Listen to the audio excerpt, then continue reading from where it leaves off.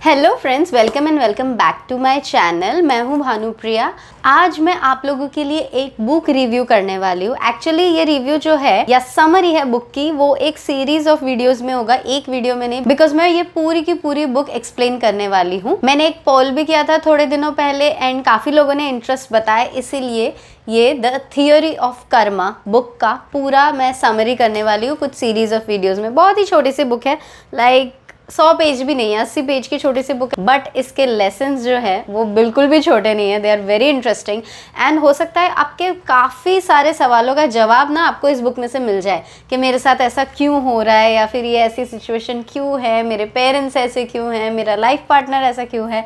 शायद ये सारे सवालों के जवाब आपको इस बुक में मिल जाए। I would really request you all कि आप ये पूरी बुक का जो समरी है वो पूरा का पूरा देखना, सारे एपिसोड्स बिल्कुल भी मिस मत करना। I think it will be life changing for you. Okay, सबसे पहले मैं बता दूं कि ये बुक के बारे में मुझे कैसे पता चला। एक्चुअली मेरे एक कलीग थे मेरे प्रीवियस जॉब में 2-3 साल पहले, उनको भी मेरी तरह ये सब ना स्पिरिचुअलिटी या लाइफ रिलेटेड चीजों के बारे में बातें करना, डिस्कस करना बहुत पसंद था। तो मैं उनका बहुत सर खाती रहती थी। वो मुझसे एक्चुअली थोड़े एज में बड़े भी थे, तो मुझसे ज्यादा नॉलेज था, तो मैं कुछ ना कुछ सवाल लेके जाती थी और परेशान कर देती थी उनको। तो उन्होंने ही मुझे ये सजेस्ट किया कि एक काम करो मैडम, आप ये बुक रीड करो, उसके बाद कोई क्वेश्चन हो तो मेरे पास आना। और अगर आप ये बुक परचेज करना चाहते हैं तो उसका भी लिंक मैं डिस्क्रिप्शन में डाल दूंगी।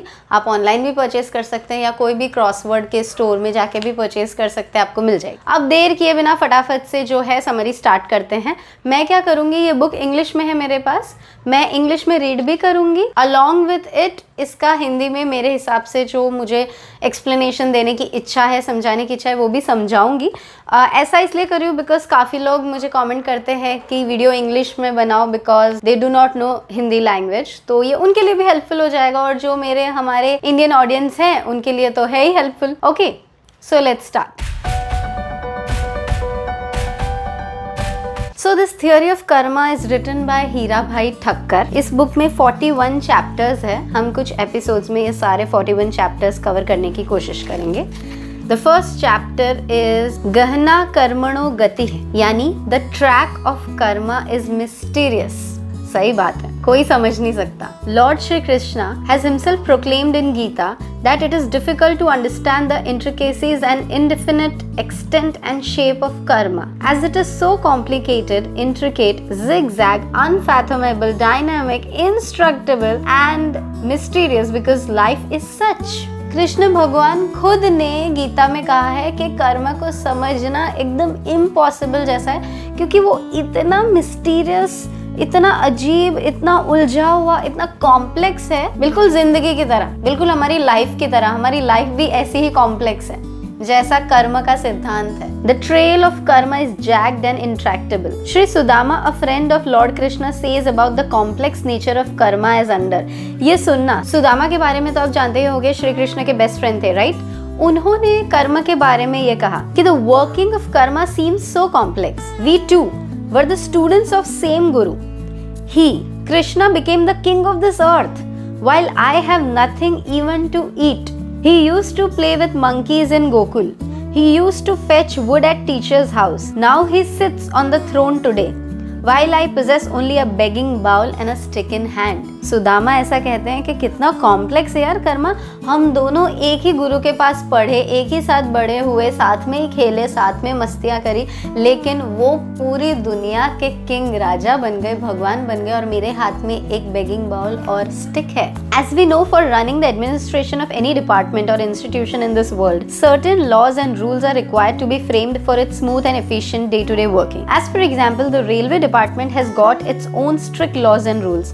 Aviation department, revenue department, income tax department, judicial department, public works department, and all other such departments have their own rules and regulations for their smooth and efficient administration। ये तो हम सभी जानते हैं कि कोई भी एक कोई भी एरिया या कोई भी चीज को मैनेज करने के लिए, चाहे वो कोई सोसाइटी हो, कोई सिटी हो, कोई स्टेट हो, कोई कंट्री हो या एंटायर वर्ल्ड हो, सबको मैनेज करने के लिए एक एडमिनिस्ट्रेशन की जरूरत होती है, वरना सब उथल पुथल हो जाएगा। कंट्री तो दूर की बात है, घर को भी मैनेज करने के लिए सर्टेन रूल्स, सर्टेन रेगुलेशंस, कुछ नियम होते हैं कि इतने बजे ही उठना है, इतने बजे खाने बैठना है, वरना सब अपनी मर्जी से, किसी को 9 बजे उठना है 9 बजे उठेगा, किसी को 2 बजे उठना है 2 बजे उठेगा, मम्मी सारे दिन रोटियां ही बनाती रहेगी अगर सुबह किसी को 8 बजे खाने का मन है, किसी को 2 बजे खाने का मन है। नहीं, ऐसा रूल है कि नाश्ता इतने बजे ही करना है, लंच इतने बजे ही करना है। सो उससे प्रॉपर मैनेजमेंट हो जाता है जब कुछ लोग मिलके रहते हैं, ठीक है, ये हम सब जानते हैं। Even a small village panchayat, taluka panchayat और डिस्ट्रिक्ट पंचायत और अ म्युनिसिपल कॉर्पोरेशन और अ बिग स्टेट और a country,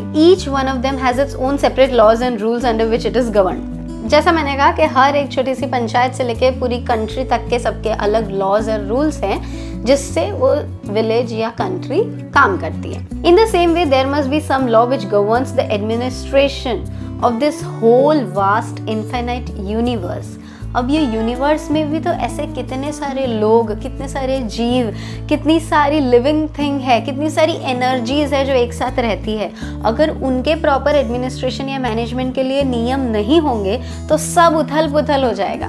the rising and setting of the sun in the east and west punctually and strictly according to the time shown in astrology, the harmonious movement of the earth, sun, moon, stars, planets, etc. around each other on their predestined orbits and destined routes as shown in astronomy, the inception, maintenance and dissolution of all the animate bodies and inanimate objects and things in the whole universe, the coming of winter, summer, monsoon, seasons, the ripening of fruits, flowers, grass and shrubs on the earth, the proper existence of mountains, rivers, oceans, etc., the working of the principles of specific gravity and relative density of objects and things on the earth, the evaporation of water from the sea to the sky, the formation of clouds, their showering on the earth, the mysterious running of cycle of birth and death. For smooth and effective administration and execution of all these environments, there must be some strict law under which the whole infinite universe is governed.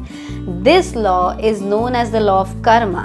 Author यहाँ ये कह रहे हैं कि ये जो complex structure है ना, कि सनराइज हो रहा है, सेट हो रहा है, सीजन्स प्रॉपर अपने टाइम पे आने जाने चाहिए, एक पर्टिकुलर चीज़ का इतना वेट होना चाहिए, पेड़ों का, पूरी अर्थ का, हवा का इतना दबाव होना चाहिए, सारा जो कॉम्प्लेक्स स्ट्रक्चर चल रहा है यूनिवर्स में कि इतने टाइम पे इतना अर्थ रोटेट होना चाहिए ताकि सब, किसी को किसी टाइम पे बारिश मिले, किसी को किसी टाइम पे धूप मिले, प्रॉपर ये पूरा सिस्टम नियंत्रण में रखने के लिए एक ऐसे स्ट्रिक्ट लॉ की ज़रूरत है और वो है लॉ ऑफ कर्मा, वरना सब उथल पुथल हो जाएगा। गोस्वामी तुलसीदास जी ने रामायण में बोला था, कर्म प्रधान विश्व रचि राखा, जो जस करे सो तस फल चाखा।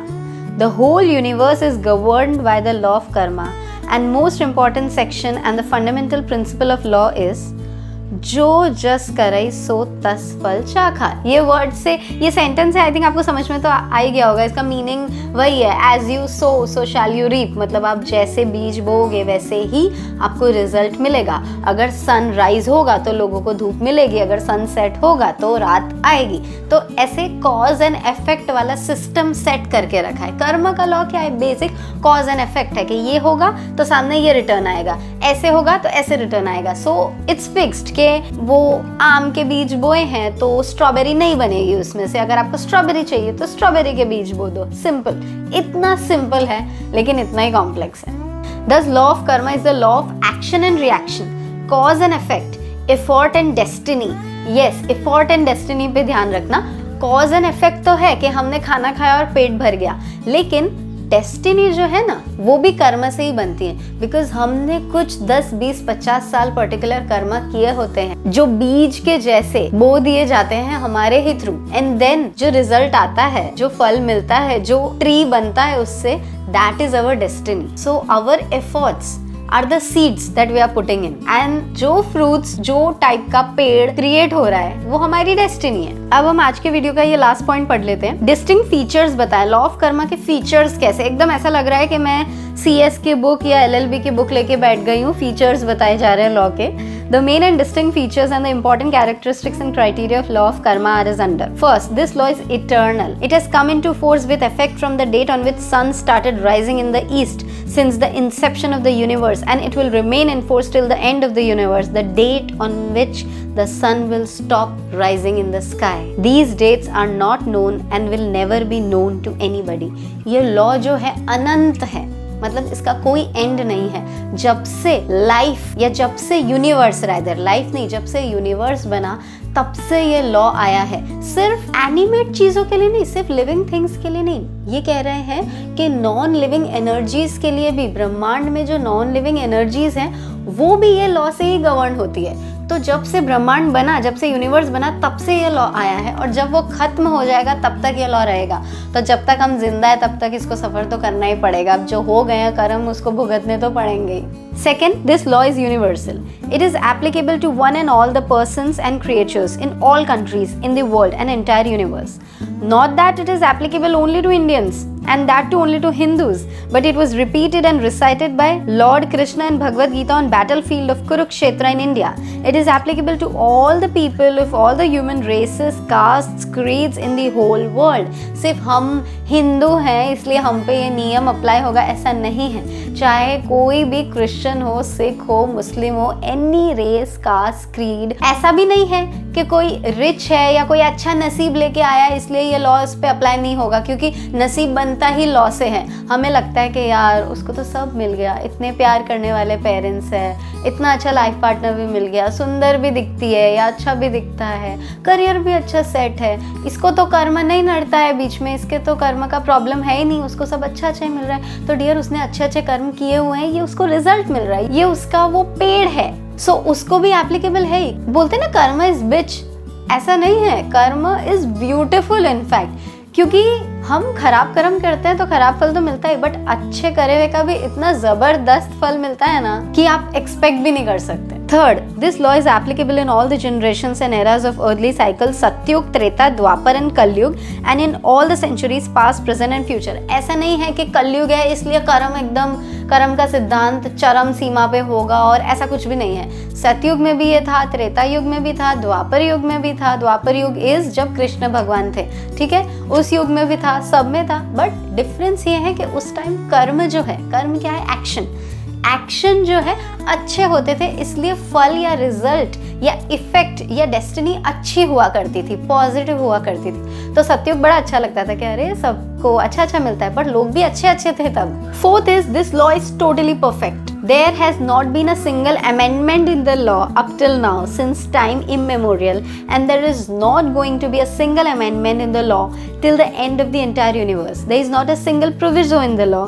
There is no mention of words like provided that or notwithstanding anything contained in the act. यहाँ पे अगर कोई LLB का स्टूडेंट या CS CA का स्टूडेंट होगा उसको बड़ा मजा आ गया होगा ये सुन के, कॉमेंट करना अगर हो तो।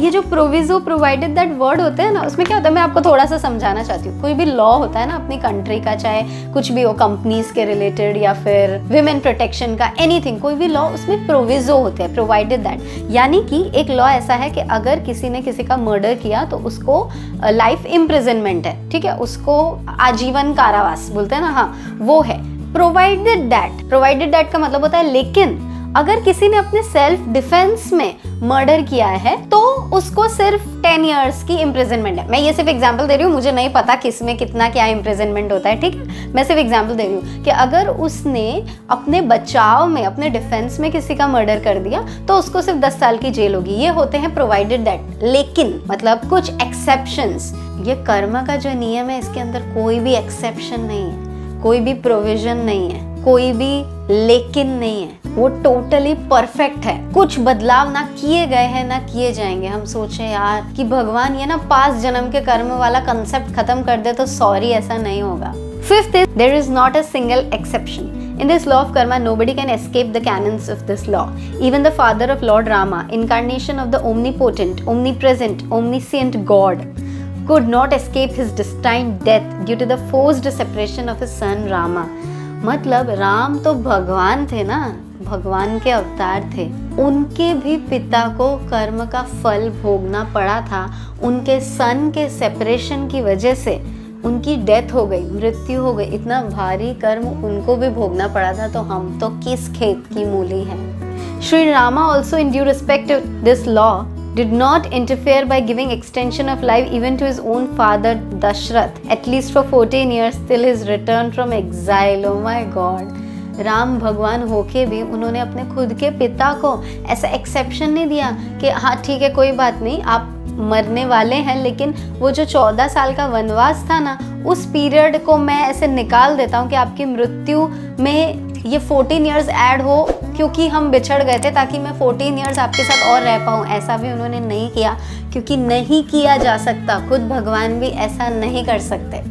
The omnipotent formless, निराकार God, once incarnated in human form, Sakar, as Rama, he too had to humbly respect and obey the law of karma, and he did not show any favoritism or partiality to anybody, even to his own father. वो निराकार जो थे उनको भी ये accept करना पड़ा था, रिस्पेक्ट करना पड़ा इस लॉ को। सो आज का एपिसोड हम यहीं ख़त्म करते हैं। छोटा सा रिकैप बोल देती हूँ। मेन आज की समरी में यही था कि cause and effect, action and reaction, effort and destiny का कंसेप्ट है ये कर्म का, जो कि यूनिवर्सल है, एप्लीकेबल टू ऑल है, इटर्नल है, हमेशा रहेगा, ना बदला गया है ना बदला जाएगा। एंड ये लॉ ज़रूरी है ब्रह्मांड को चलाने के लिए, एडमिनिस्ट्रेशन के लिए, मैनेजमेंट के लिए, वरना सब उथल पुथल हो जाएगी, हमारी सारी व्यवस्था गड़बड़ा जाएगी। सो ये नियम ज़रूरी है। आई होप आपको मज़ा आई होगी, इंटरेस्टिंग लगा होगा। आपके कुछ भी व्यूज़ है इसके अंदर, आप लोग डिबेट करना चाहते हो तो feel free to comment down कि नहीं ऐसा क्यों, ऐसा नहीं, आपने कुछ और कहीं पढ़ा है और कुछ जाना है इसके बारे में, then also feel free to comment down. I would love to read those comments and if possible I will reply to all. And जाने के पहले पसंद आया तो लाइक करना, शेयर करना, सब्सक्राइब करना। एंड हम लोग मिलेंगे नेक्स्ट एपिसोड में एक और इंटरेस्टिंग सा पॉइंट लेके इस बुक में से, द थ्योरी ऑफ कर्मा।